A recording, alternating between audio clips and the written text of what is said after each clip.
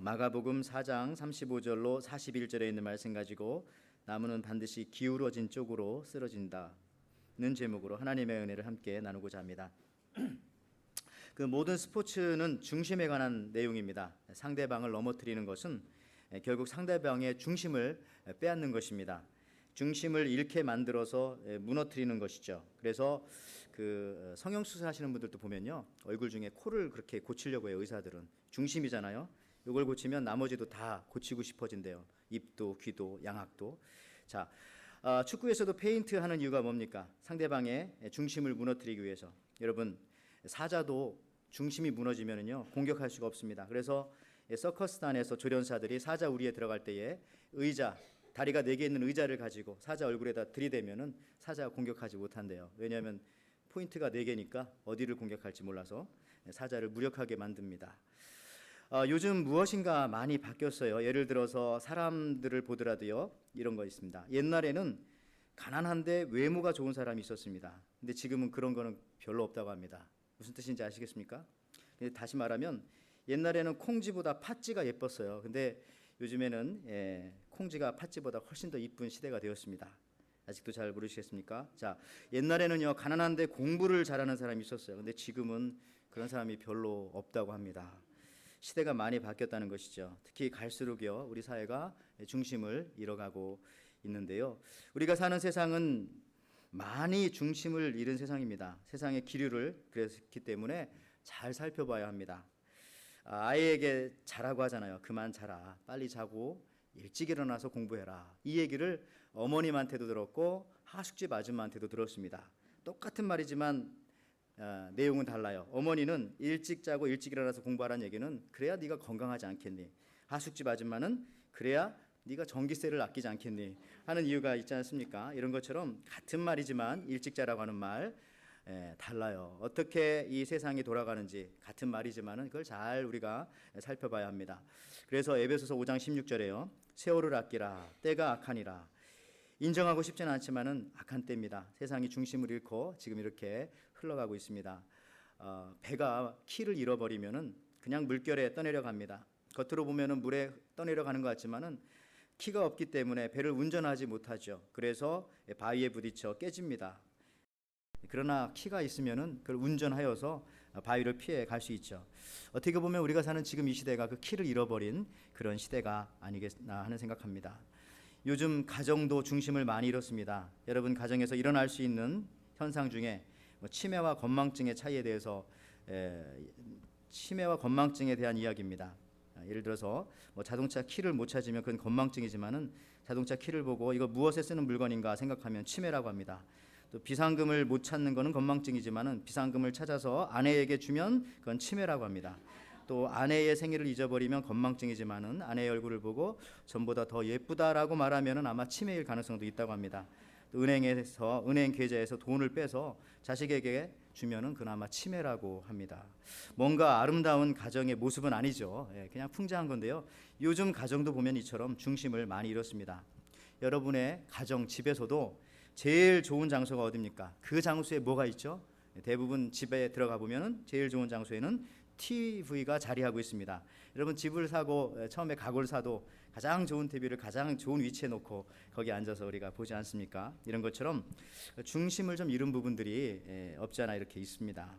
그런데요, 진짜 문제는 우리 크리스천들까지도 중심을 잃고 산다는 그것이 문제입니다. 여러분 우리 그 병자들이요, 병원에 가면은 병원이 환자 중심이어야 할까요? 아니면 의사 중심이어야 할까요? 환자 중심이라면은 모든 것을 환자가 듣고 싶은 대로 환자의 기분에 맞추어서 이야기해 줘야 되는 건데 그러면 안 되죠. 환자가 듣기 싫은 말도 의사는 해줘야 하고요. 때로는 의사가 환자를 야단치기도 해야 됩니다.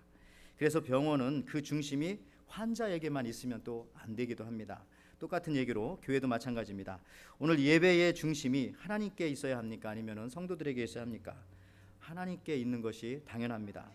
하나님이 기뻐하시는 예배가 되어야죠. 그러나 많은 부분 성도들이 기뻐하는 예배를 위해서 나아가는 것이 요즘 현실일 수 있습니다. 찬양도 그렇고 또 설교도 그렇고 기도도 또 예배 순서도 성도들에게 편하고 부담 가지 않게 하려고 하는 그런 모습들, 하나님을 생각하기보다는 성도들 중심으로만 흘러가고 있지 않나 생각합니다.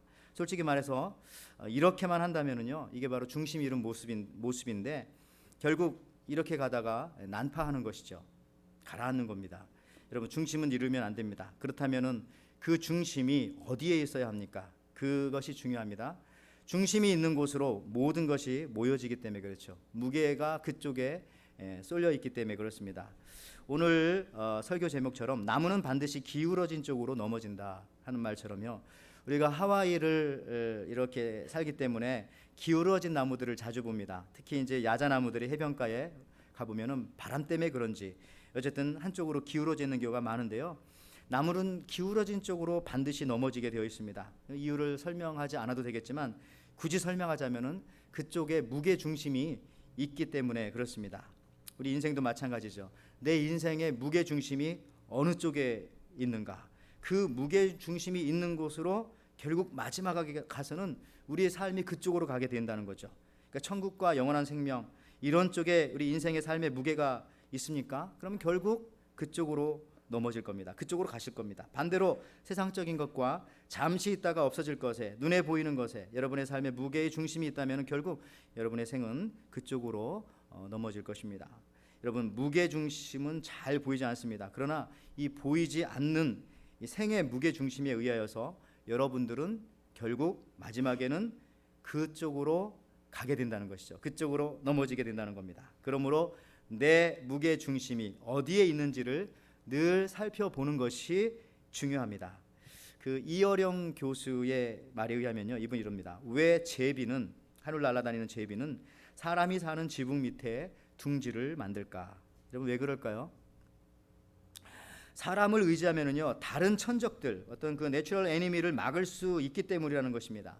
사람도 무섭긴 하지만 그러나 사람 사는 집 밑에 집을 지면은 독수리나 아니면 사나운 새들로부터 보호를 받을 수 있기 때문에, 그러니까 즉 우리가요, 교회를 믿고 또 신앙 공동체를 믿고 즉 잡아먹힐 생각을 하고 이 교회에 들어오면은 그때 보호를 받는다는 겁니다.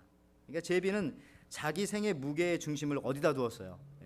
하나님께 두었는데요, 마찬가지로 우리도 때로 하나님이 우리 믿음의 공동체가 늘 좋지만은 않은데 거기에 무게의 중심을 두고 살면은 결국 가서는 보호를 받게 된다는 거죠. 그래서 우리가 이렇게 신앙생활하고 이 교회 와서 이 믿음의 생활하면서 자꾸 불평하는 것은 좋지 않습니다. 왜냐하면 여러분, 교회가 때로는 여러분들에게 만족을 좀 덜 주더라도 삶의 행동의 그 무게 중심을 교회에 두시기를 바랍니다. 그러면은 결국 보호를 받아요. 보호를 받게 됩니다. 시편 84편 3절 말씀에 보면요, 나의 왕 나의 하나님 만군의 여호와여, 주의 제단에서 참새도 제 집을 얻고 제비도 새끼들 보금자리를 얻었나이다.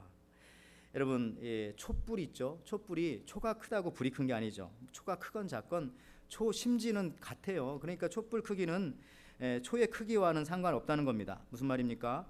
예수님 안에 중심만 우리가 잘 잡혀 있으면은 잘 살건 못 살건 건강하건 좀 몸이 좀 약하건 그런 거는 그렇게 중요하지 않다는 겁니다. 그러면 왜 이 크리스천들까지도 중심을 잃고 중심을 못 잡고 자꾸 풍랑이는 바다에서 이렇게 헤매는 것일까? 오늘 본문에 그 힌트가 참 잘 나와 있어요. 오늘 본문 보세요. 그 마가복음 4장 38절 말씀에, 마가복음 4장 38절 말씀에, 자, 예수께서는 고물에서 베개를 베고 주무시더니 제자들이 깨우며 이르시되 선생님이여, 우리가 죽게 된 것을 돌보지 아니하시나이까 하니. 자, 예수님께서요, 산상수훈을 마치고 설교를 마치시고 저녁에 갈릴리 호수를 건너가자고 제자들한테 말을 했습니다. 건너가는데 큰 광풍이 일어나기 시작을 했습니다. 그래서 물결이 배에 부딪혀 들어와 배에 가득합니다. 그런데 그때 예수님 지금 어디 계십니까? 오늘 이 38절에 보니까 예수님 어디 계십니까? 배 어디에 계십니까? 영어로 되어 있네. 배 고물에 계십니다. 고물에. 그물로 이거 잘못 써져 있는 거 아니냐고 아까 어떤 분이 말씀하시던데, 그물이 아니라 배 고물이 맞아요. 배 고물에 지금 계십니다. 이 고물이라고 하는 말은 영어로도 보면은 아시겠지만 이 stern이라고 하는 말. 그래서 Jesus was in the stern. stern이라는 말은, 고물이라고 하는 말은 배의 가장 끝칸을 말합니다. 배의 맨 뒤쪽 그 꼬리 부분을 말합니다. 아무도 예수님에게 신경 쓰지 않았다는 겁니다. 이것이 예수님에게 신경 쓰지 않았어요. 왜 그러냐? 그 증거가요, 우리가 읽었던 본문 36절을 또 보십시오. 마가복음 4장 36절에 그들이 무리를 떠나 예수를 배에 계신 그대로 모시고 가매 다른 배들도 함께 가더니, 자, 예수님을 어떻게 모시고 왔다고요? 예수를 배에 계신 그대로 모시고 가매.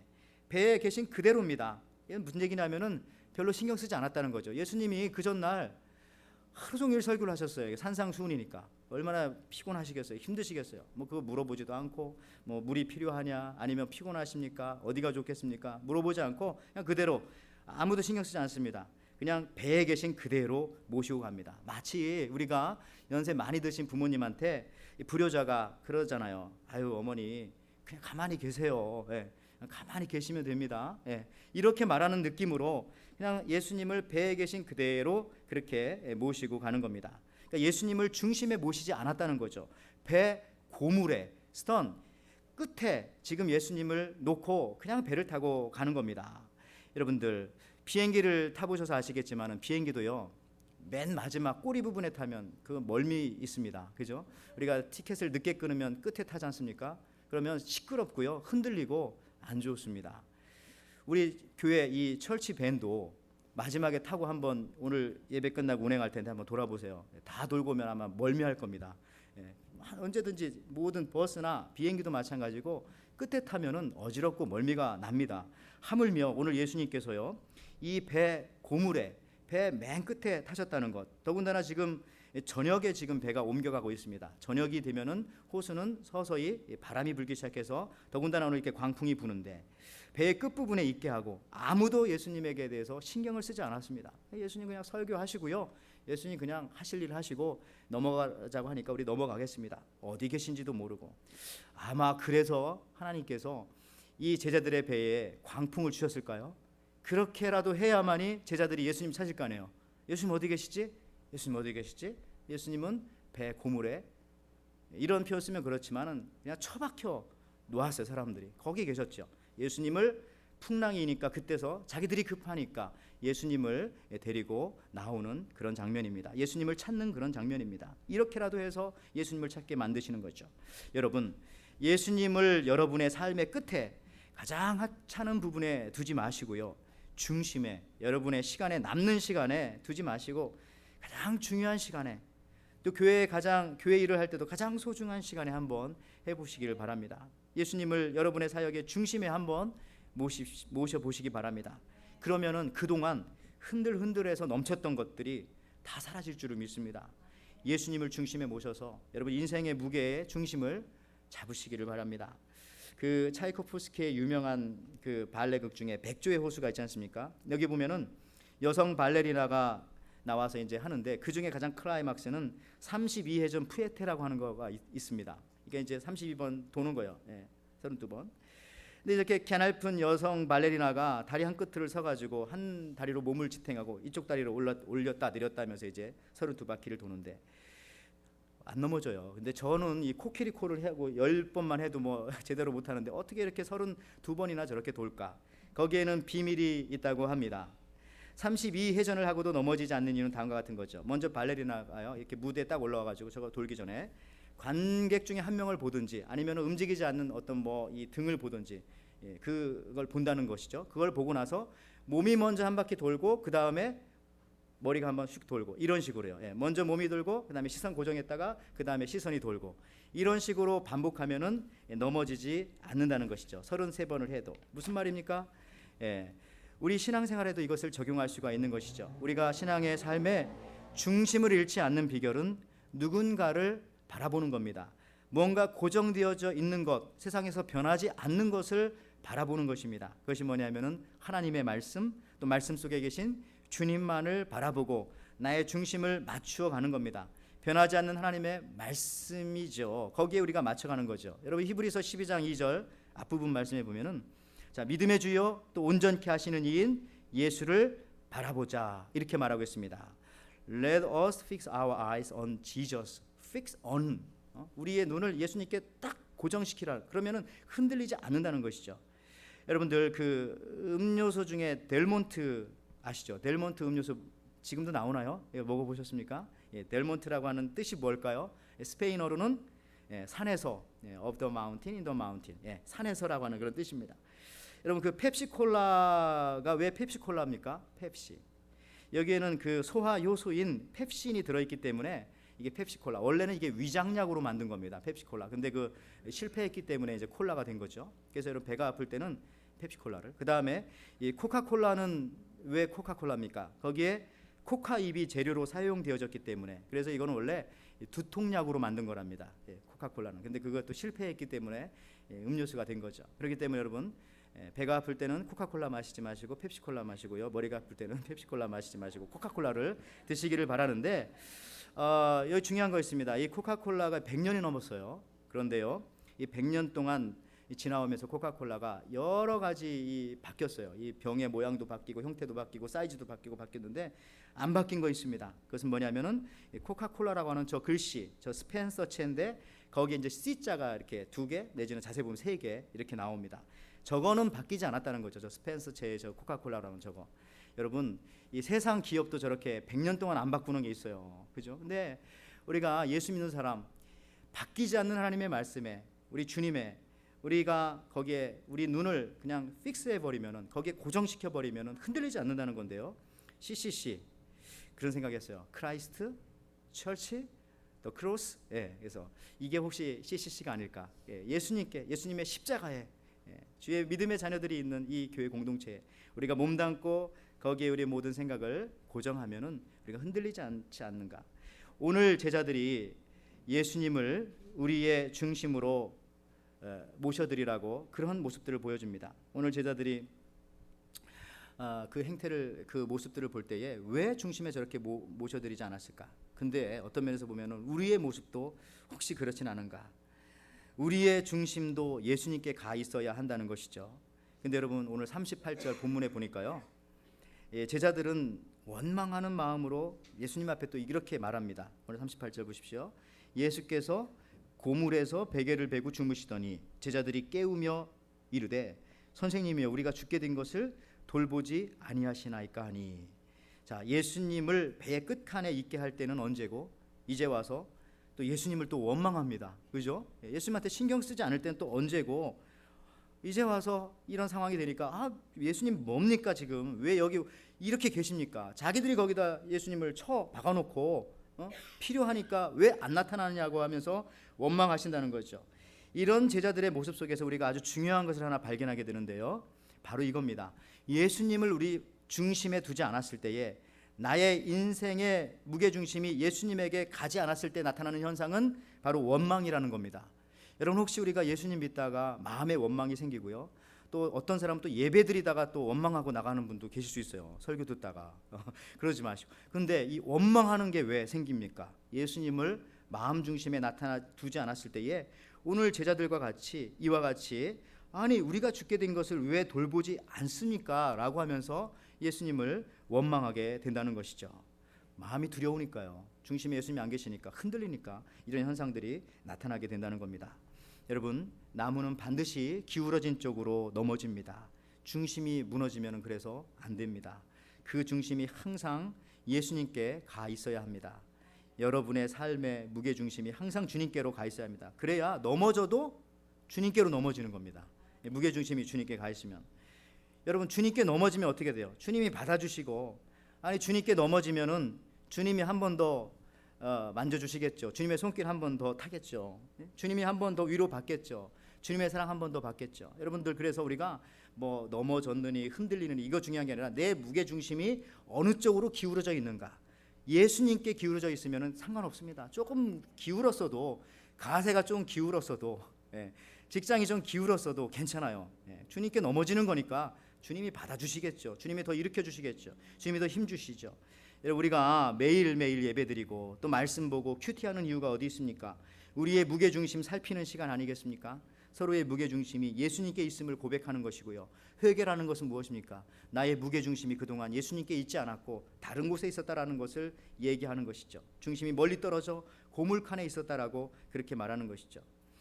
시편 88편 9절 말씀에 그래서 이런 말씀이 있습니다. 곤란으로 말미암아 내 눈이 새하였나이다. 여호와여, 내가 매일 주를 부르며 주를 향하여 나의 두 손을 드나이다. 주를 향하여 나의 두 손을 드나이다. 이 얘기는 뭡니까? 넘어져도 주님께 넘어지겠습니다 라고 하는 의미죠. 여러분 이렇게 하고 또 이렇게 넘어지기 힘듭니다. 그렇죠? 주를 향하여 내가 쓰러져도 주님 앞으로 넘어지겠습니다.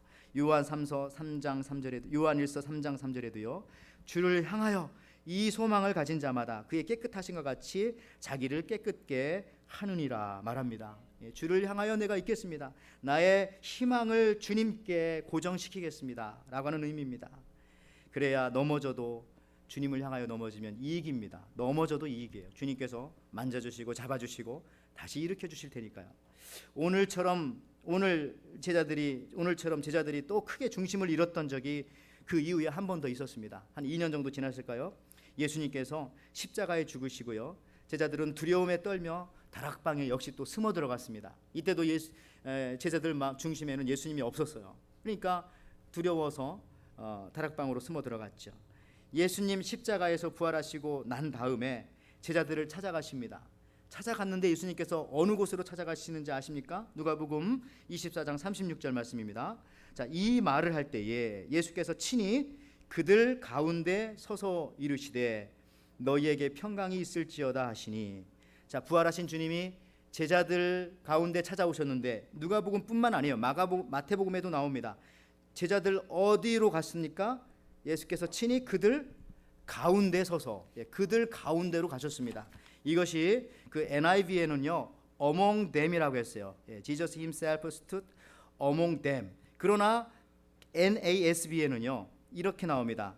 He himself stood in their midst.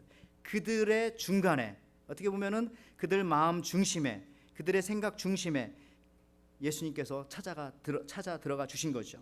중심을 잃었기 때문에 두려움에 떠는 제자들에게 나타나실 때 예수님께서는 옆에, 사이드에, 아니면 앞에, 뒤에, 이게 아니라 그들 중심에 예수님께서 찾아가 들어가 주셨습니다.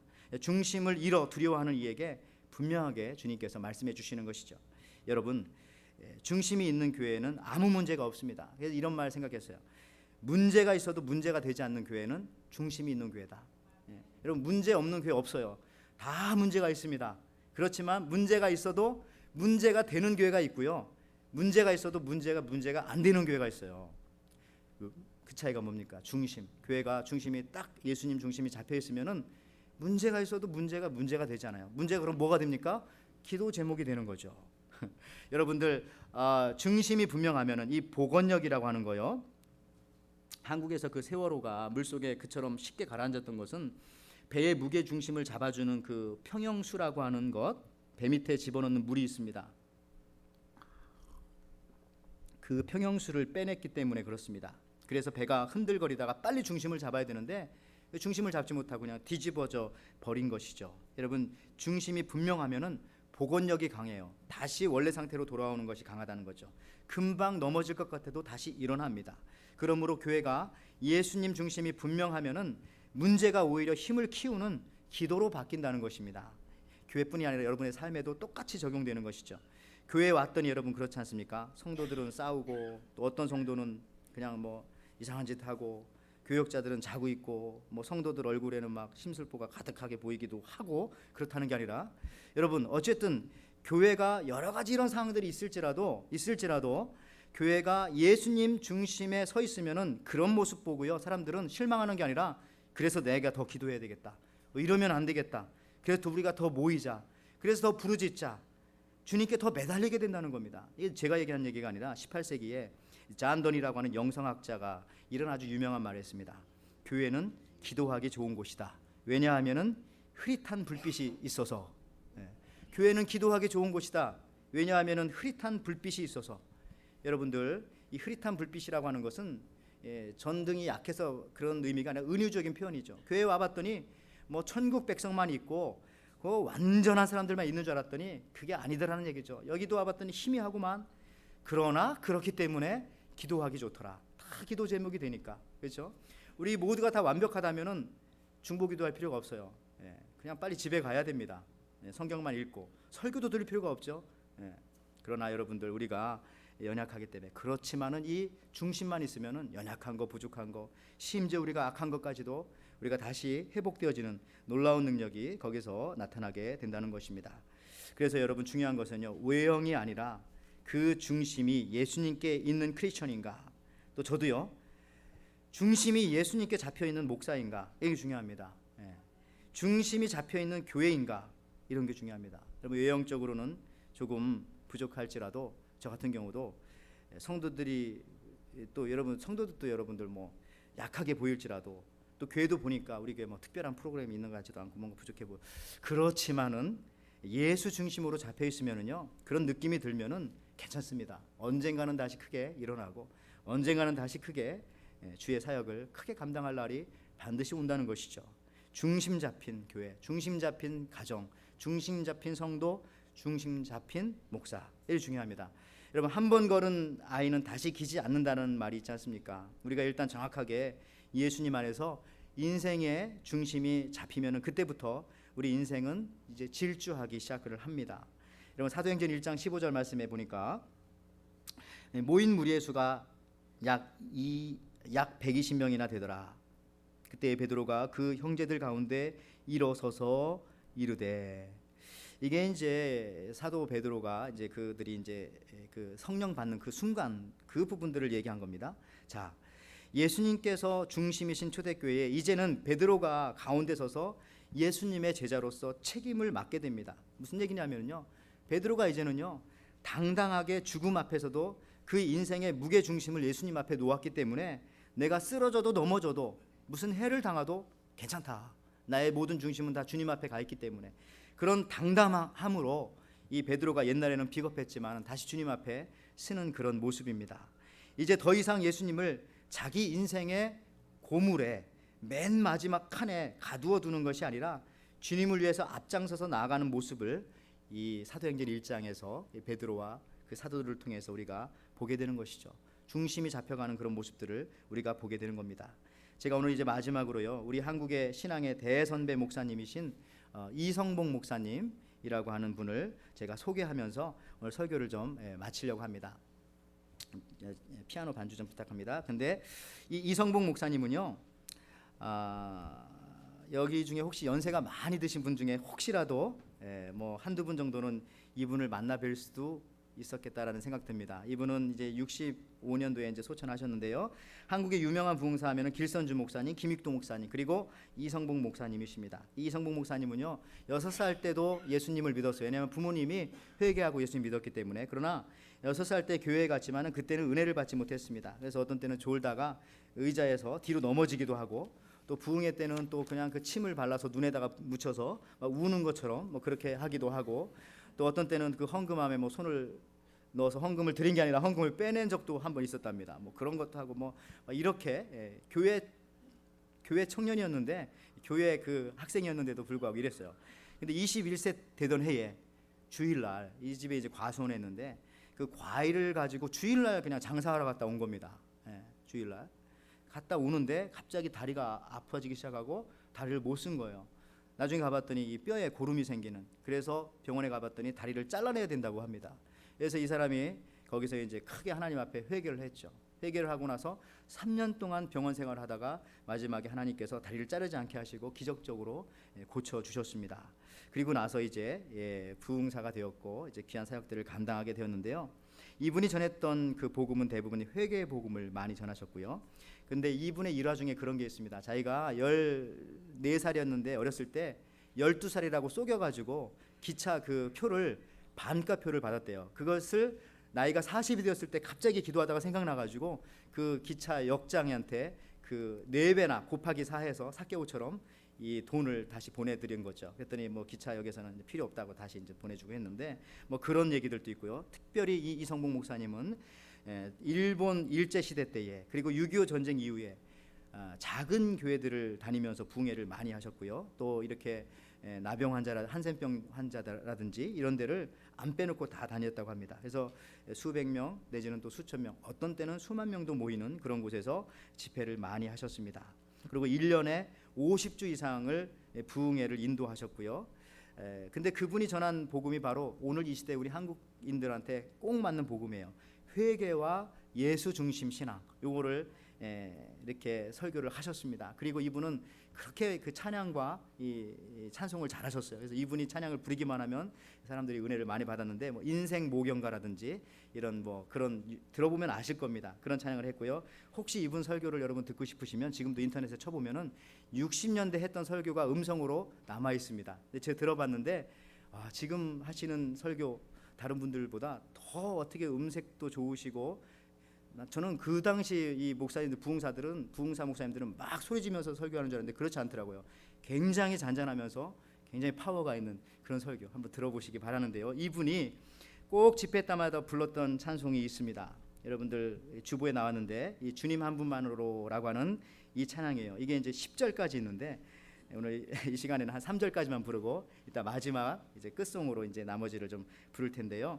같이 한번 우리가 이 찬양 같이 불러보겠습니다. 우리 50년대 40년대로 갔다 생각하고 우리가 부흥회라고 생각하면서 같이 한번 같이 들으시겠습니다. 아름답다 예수여.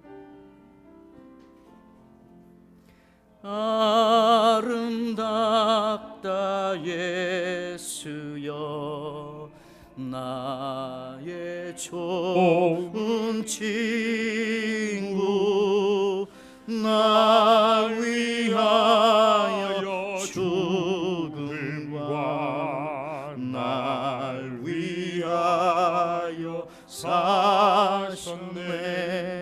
예수님 내 주여, 내 중심에 오소서.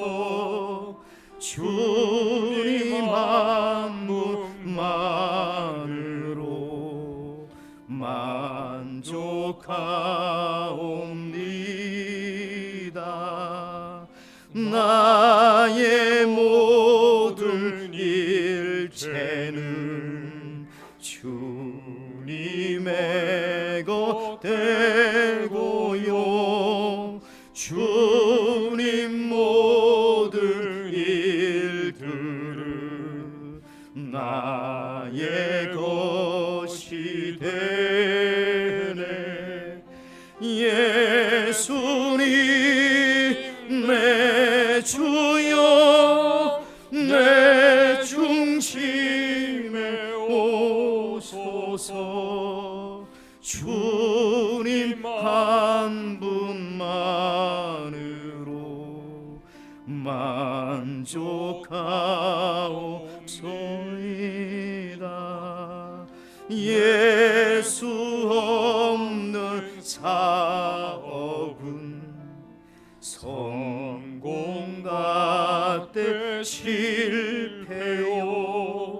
예수 있는 생활은 만사유익합니다.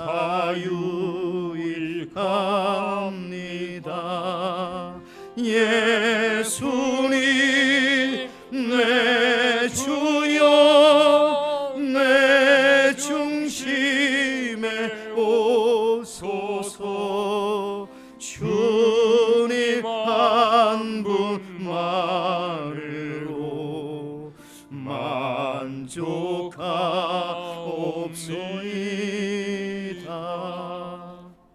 아멘. 예, 우리 10절까지 다 부르고 싶은데 시간 관계상 우리 중국에 가면 그렇대요. 중국에 처음 가보면은 찬송가가 지금 아니지만 10년 전만 해더라도 100절짜리 찬송가 이런 게 있대요. 예. 그러면서 목사님이 100절 다 불렀을 때 다시 한번 하겠습니다. 뭐 이렇게 자, 여러분 말씀 마치는데요. 나무는 기울어진 쪽으로 넘어집니다. 무게중심 때문에 그렇습니다. 우리의 삶의 무게중심은 여러분들 어디에 있습니까? 예수님께 있나요? 아니면 세상에 있나요? 우리 교회의 무게중심은 또 어디에 있습니까? 누구를 향하여 우리가 움직이고 있습니까? 예수님을 배의 맨 마지막 칸에 태우고 예수님 배에 계셨지만 풍랑 만나 두려워하던 제자들에게 주신 말씀이 오늘 우리의 마음속에도 여러분들 전해지기를 원합니다. 예수님 내 중심에 오셔서 나를 잡아주소서. 예수님 내 주여, 내 중심에 오셔서 나를 붙잡아 이끌어 주소서. 설령 쓰러져도 넘어져도 주님 품으로 넘어지겠습니다. 주님, 우리의 삶의 중심이 항상 주께 있게 하소서. 아멘.